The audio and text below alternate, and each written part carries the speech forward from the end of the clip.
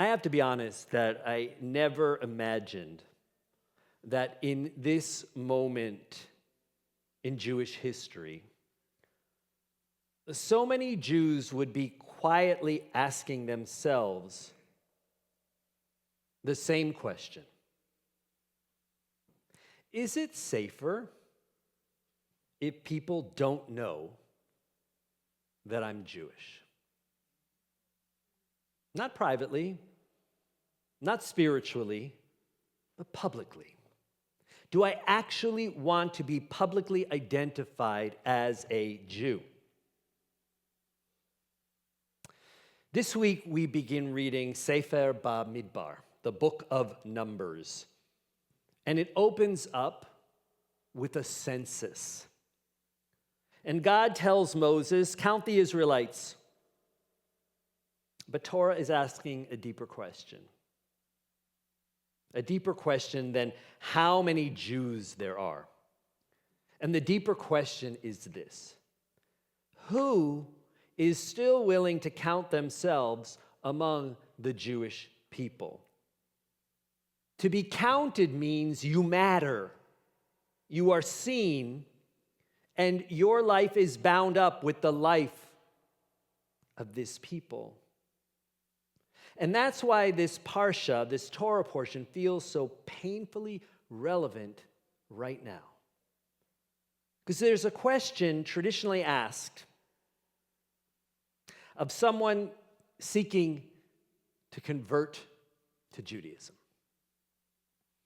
Before we fully welcome them into the covenant of the Jewish people, we make sure they understand what they're stepping into.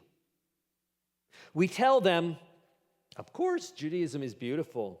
It's ancient. It's wise. It's filled with meaning and memory and community and holiness.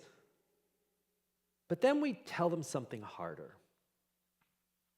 To become a Jew is to join a people that has too often lived with a target on its back. And then in one form or another, we ask, are you willing to cast your lot with the Jewish people anyway? Are you willing to stand with this people even when it's difficult? Are you willing to be counted among us? And every single Jew by choice that I have had the honor of working with for the past 25 years has answered without any hesitation, yes. Which is why I can't stop thinking about this. At the exact moment Jews by choice are willing to publicly join the Jewish people, many Jews born into Judaism are trying very hard not to be counted at all, to stay below the radar. Some remove Jewish symbols from around their necks or their fingers. Some stop posting anything Jewish online. Some avoid difficult conversations because they're exhausted by what might come back at them. Some grow quieter about Israel, quieter about Judaism, quieter about being Jewish altogether. And honestly, while I don't like it, I get it. After October 7th, many Jews experienced something profoundly destabilizing. Not only horror at what happened in Israel, but shock at what happened right here. At how quickly Jewish pain became negotiable. At how quickly antisemitism became explainable. And how quickly people who speak endlessly about compassion suddenly had very little compassion for us. Many Jews who always felt completely safe here in America suddenly heard echoes their grandparents would have recognized immediately. And that realization shook people to the core. And so some Jews have made a calculation. Stay quiet, blend in, don't draw attention, because maybe life will be easier if nobody notices that I'm Jewish. And again, I don't like it, but I understand it. But the book of Numbers arrives this week to remind us of something essential. The Jewish future depends on Jews who are willing to count themselves among the Jewish people. Not only when it's easy, especially when it's hard. Because every generation faces this test in some form. Will we remain attached to one another when attachment becomes uncomfortable? Will we remain visible when visibility carries risk? Will we continue choosing Jewish life when the world pressures us to shrink from it? Will we raise our voices when silence feels a heck of a lot safer? Will we stand publicly with Jews even when it costs us something? Those are the tests Jewish history has always placed before us. And what worries me right now is not only the terrible anti-Semitism we're facing. The Jewish people have survived Pharaoh and Rome and expulsions and pogroms and inquisitions and Nazis. What worries me is something quieter. Exhaustion and withdrawal and disconnection. The temptation to quietly disappear from Jewish life. Sometimes it happens when people become tired of defending who they are. When Jewish identity begins to feel, for some, embarrassing or too complicated or too heavy to carry publicly, and silence starts to feel a lot easier. But silence has never, ever saved the Jewish people. If history teaches us anything, it's this. When Jews become afraid to speak openly as Jews, when Jews become afraid to stand publicly with one another, when Jews convince themselves invisibility will protect them, the result is never safety. Because silence doesn't stop hatred. Silence only guarantees that hatred goes unanswered. And if enough Jews decide it's safer not to raise their hand and be counted, one day there will be no Jewish future left to count. This week, the New York Times published accusations against Israel that many Jewish organizations, leaders, Israeli leaders, described, and I agree, as a modern-day blood libel. And in response, Jews gathered outside the New York Times building to protest yesterday. About 300 people. 300 in New York City. The city with the largest Jewish population outside of Israel. And honestly, 300 people is pathetic. Because I couldn't stop thinking, if another minority community in America were publicly slandered in this way, would only 300 people have shown up? Would the outrage have been this quiet? Have we become so exhausted, so fractured, so afraid of controversy that even now many Jews no longer believe it's worth standing up publicly? And that should terrify us, because silence has never protected us. And that's why this moment demands something from each and every single Jew. Not a Judaism rooted only in fear or outrage, but courageous Judaism. The courage to say, count me among the Jews who still show up. Count me among the Jews who refuse to disappear. Count me among the Jews who will speak when anti-Semitism hides behind slogans and hashtags. And yes, during these painful and complicated times, we can care.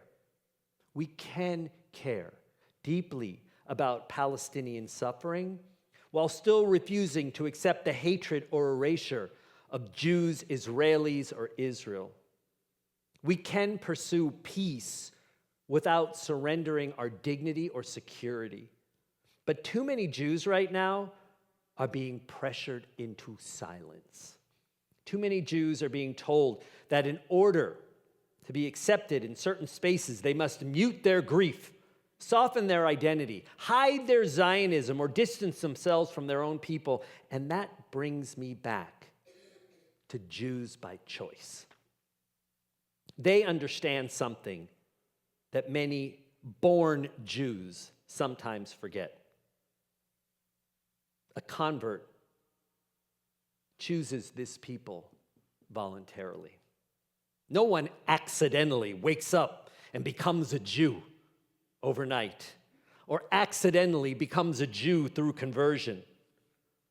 A convert studies Judaism honestly. They learn about the beauty of Jewish civilization and also the pain. And they learn what Jews have endured and what Jews still endure. And then they say, yes, I want a life tied to this people anyway. And that's extraordinary. And I'm just touched, and I'm not singling anybody out, but there's a couple of you here tonight who've made that choice. It's extraordinary because many Jews born into this covenant never stop to ask themselves the same question. Would I choose this people if I did not already belong to it? Would I still stand publicly with Jews if it cost me something? Converts ask or answer that question with intention. And most of us who were born into it, we've never been asked it directly. But perhaps this moment in Jewish history demands that we ask it now. If being publicly Jewish carries discomfort, if standing with Jews brings criticism, if loving Israel makes you a target, will you, Jews who were born into it, still choose your people? And if we're honest, really honest, not in this room, but if we go about Broward County, South Florida, the United States, I fear too many Jews today would quietly answer, no. Or at least, no, not publicly, not loudly, not if it costs too much. And we have to face that. And that means we must do more than just defend Judaism. We must raise Jews who are proud to belong to the Jewish people, proud of our story, proud of our survival, proud to stand visibly and unapologetically as Jews in this world. And we must teach Jews how to defend themselves against ignorance, against hatred, and yes, I'm going to say when necessary, even against violence. Because the future of Jewish life depends on enough Jews still being able to answer, yes, I want to be counted.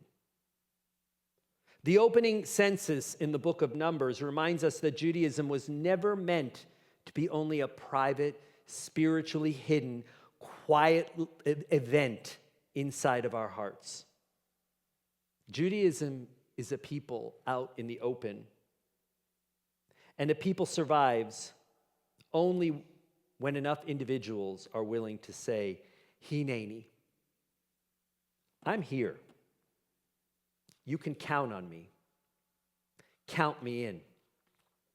Not because we're fearless, but because Jewish history has always carried forward by ordinary Jews who refuse to disappear. And now it's our turn. This week, the Torah asks us, who will be counted? May we all answer with courage and pride. And may we answer loudly enough for children and grandchildren, students, nieces, nephews, for all of them to hear and hopefully be inspired by the response, count me in. Shabbat Shalom.